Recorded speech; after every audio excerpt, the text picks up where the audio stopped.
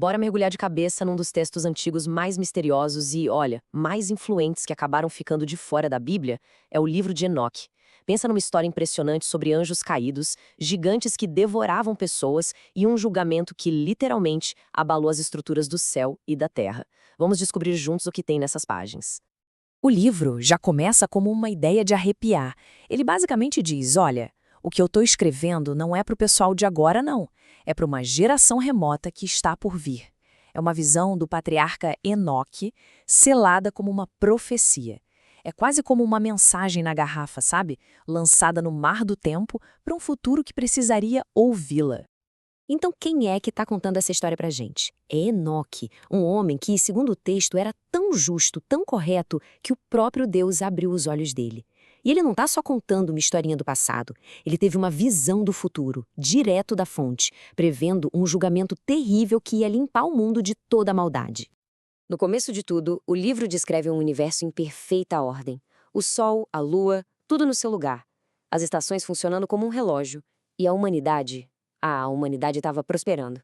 Parecia que estava tudo em harmonia. Mas por baixo dessa paz toda, alguma coisa muito ruim estava para acontecer. Uma rebelião que ia chacoalhar os alicerces do céu e da terra. E de onde veio essa confusão toda? De um grupo de anjos conhecidos como os Vigilantes. A missão deles era bem simples, cuidar da humanidade. Só que quando eles olharam aqui para baixo, para a terra, eles não viram o trabalho que tinham que fazer. Eles viram as filhas dos homens. E, bom, foram completamente consumidos pelo desejo. E não foi um caso isolado, não.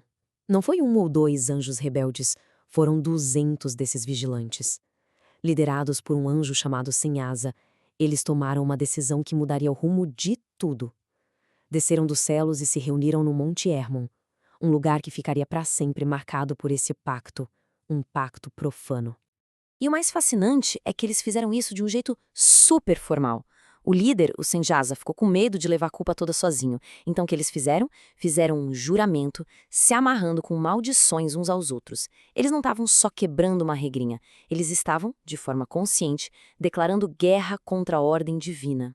As consequências dessa união proibida entre anjos e humanos foram, assim, imediatas e catastróficas. A própria estrutura do mundo começou a se desfazer.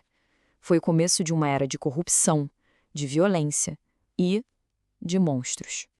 O resultado dessa união foram os Nephilim, ou, para simplificar, os gigantes. E esses seres tinham uma fome que não acabava nunca.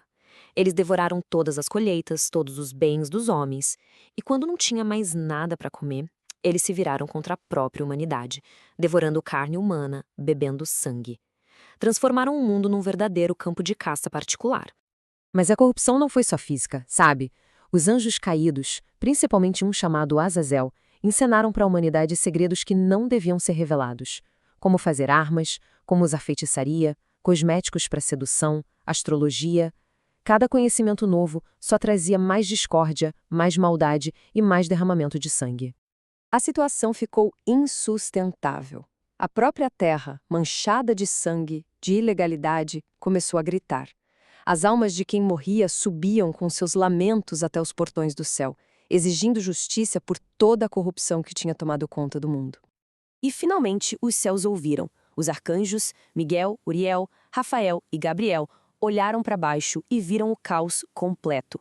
Eles levaram o caso da humanidade direto para o Altíssimo, que decretou um julgamento final. E desse, ninguém ia escapar. E aqui está o ponto principal. O julgamento foi duplo. De um lado, a sentença para os anjos caídos. Azazel seria amarrado na escuridão para sempre. Senjasa por 70 gerações e os filhos deles, os gigantes, seriam levados a se destruir. Do outro lado, a sentença para a terra corrompida. Uma purificação total, um grande dilúvio, onde só Noé e sua família seriam salvos. E esse decreto virou um plano de ação super preciso. Cada arcanjo recebeu uma missão específica, um comando para restaurar a ordem com uma justiça que seria ao mesmo tempo terrível e decisiva. A Era dos Gigantes estava prestes a ter um fim bem violento. E o Enoque, onde ele entra nisso tudo? Ele recebe um papel único. Ele não é nem juiz, nem prisioneiro. Ele se torna o escriba, o mensageiro humano que tem a tarefa de entregar o veredito do céu para os mesmos vigilantes que um dia andaram livremente pelos corredores celestiais. Imagina só a cena. Apavorados com o que estava por vir, os anjos caídos imploraram para Enoque pedir misericórdia em nome deles. Mas a resposta do céu, entregue por Enoque, foi uma repreensão esmagadora. A ordem natural das coisas tinha sido invertida. Eram eles que deveriam ter intercedido pelos homens, e não o contrário. O destino deles já estava selado. Isso leva a gente a uma pergunta fascinante. Se os anjos foram presos, eles foram presos onde exatamente? A resposta leva Enoque a uma jornada visionária pelo cosmos para ele poder testemunhar essas prisões celestiais com os próprios olhos. E aqui a história fica quase cinematográfica. Enoque é levado para lugares de puro caos. Ele vê prisões para estrelas que se rebelaram. Ele testemunha rios de fogo. E, por fim, chega no abismo, um lugar terrível, a prisão eterna onde os anjos caídos seriam amarrados para todo sempre. Mas calma, a história não termina só em fogo e escuridão. Depois de todo esse julgamento, a visão de Enoque muda por uma profecia de restauração. É a promessa de que a justiça no final vai prevalecer e que um novo mundo, um mundo justo, vai surgir das cinzas do antigo. E no centro dessa nova era, existe uma entidade celestial muito poderosa. Alguém que Enoque vê em suas visões. Um ser que, segundo ele, já existia antes mesmo da criação do mundo e que está destinado a executar o julgamento final. Essa figura é chamada de o Filho do Homem. Ele é descrito como a própria justiça em pessoa, o escolhido do Senhor dos Espíritos.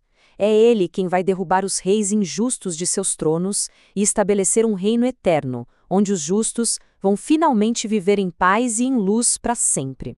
E assim, o livro de Enoque deixa a gente com essa pulga atrás da orelha. Seria só uma elaboração de umas poucas linhas lá do Gênesis ou é algo muito maior? É uma história super complexa de pecado, de justiça e de redenção que influenciou o pensamento religioso por séculos. E talvez seja por isso que ela ainda fascina tanto. É o conto definitivo sobre como a ordem pode virar caos, mas que no fim das contas sempre guarda a esperança de que a luz vai vencer a escuridão.